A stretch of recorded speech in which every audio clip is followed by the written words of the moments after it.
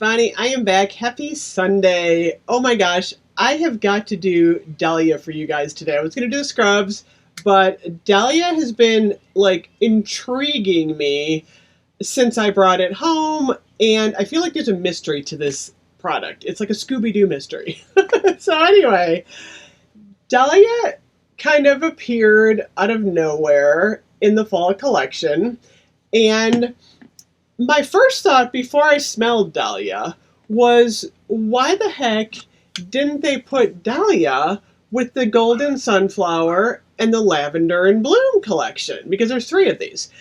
And a dahlia is actually kind of like a bushy plant that's kind of related to a sunflower, zinnia, chrysanthemum. It's kind of like that bushy fall plant. So I'm kind of like, that's a little bit odd, because I'm like, we've got two plant things here. We've got golden sunflower, we've got lavender, and how pretty would this have looked if we had had Dahlia as part of this collection? It could have been red, and then it could have matched this collection. Instead, Bath & Body Works chose to put champagne apple and honey in this collection, which didn't quite make sense because the apple's the fruit. And I think this would have been really nice in the Farmhouse Cafe collection. I'm loving the champagne apple and honey this year, but this to me didn't feel like it totally went with this collection, because this one says, be inspired by a field of beautiful golden sunflowers. They all have their own little, like, saying on the back. So even though they're pretty together, I kind of felt like Dahlia belonged with this other collection until I smelled it. So I'm thinking Dahlia is kind of like a mum or something, like a planty, dried flower, kind of like golden sunflower or lavender. I'm thinking it's going to have like a deep florally scent. Nah. Dahlia is a fruit scent. Dahlia is a pear. Oh my gosh. It's not really a pear. I mean, the dahlia is not a pear, obviously. I know that. But listen to the scent notes, you guys. So the scent notes are velvet dahlia petals, crisp pear, praline musk, and whipped tonka bean. Now here's where my Scooby-Doo mystery comes in. What else has pear, praline, and tonka bean in it? Toasted praline and pear from last year. And the funny thing is, last year, when we first got toasted praline and pear, all of us were like, oh my gosh, it's going to be a pear scent. It's going to smell a lot like, pear. It doesn't. This does not smell like pear at all. There's a hint of pear. This smells exactly like graham crackers. It was literally like you just took crumbled graham crackers, rubbed them all over your skin. It smells exactly like graham crackers. The notes on this one are poached pear, toasted praline, graham cracker, and tonka bean, which are basically the exact same scents, only this is a poached pear. Dahlia is a crisp pear.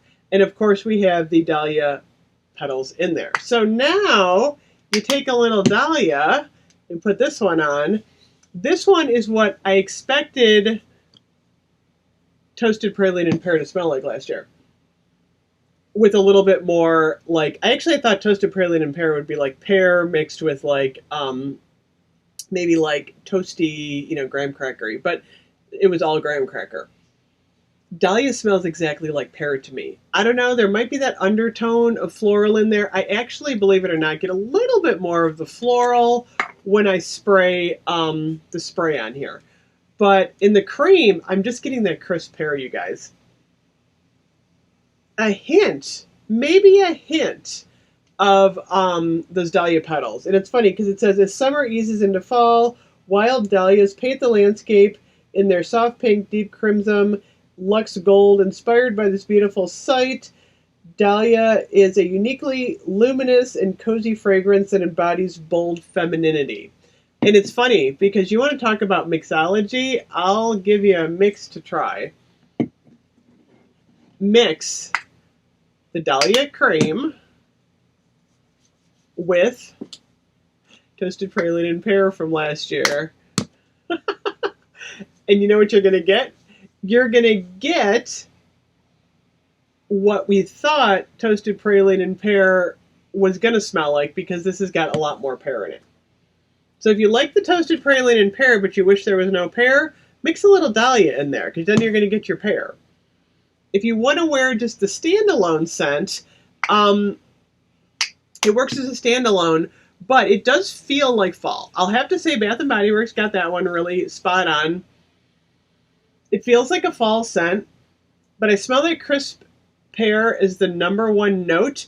And then as it dries down, especially in the spray, I get a little bit more of that like deep, like what you might think like fall flower smells like.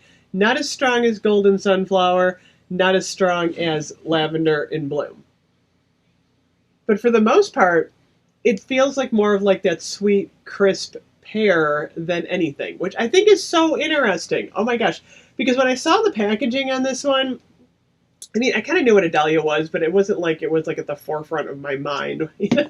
I'm more familiar with like mums and sunflowers in the fall. I don't know, maybe in Northeast Ohio we have more mums. I would get a mum for my front porch. But it's kind of interesting that they mix the dahlia with the crisp pear, because I mean that is kind of, I mean, crisp pear is definitely kind of, it feels fall to me, the pears. So anyway, I do feel like this one was definitely not like a straight on easy to figure out scent. I mean, you don't really know where, you know, category to put it in. Is it a floral? Is it a fruit? I got the hand cream. The hand cream's really light. That's the other thing I wanted to mention about Dahlia. It's not super strong. I feel like it would be a really nice a daytime scent, or something that you would just wear, you know, casually. It's, to me, it feels like a casual scent. It doesn't have the exoticness of like Into the Night. It doesn't have anything like super floral like gingham. I'm just thinking about the other, you know, classic Bath and Body Works scents.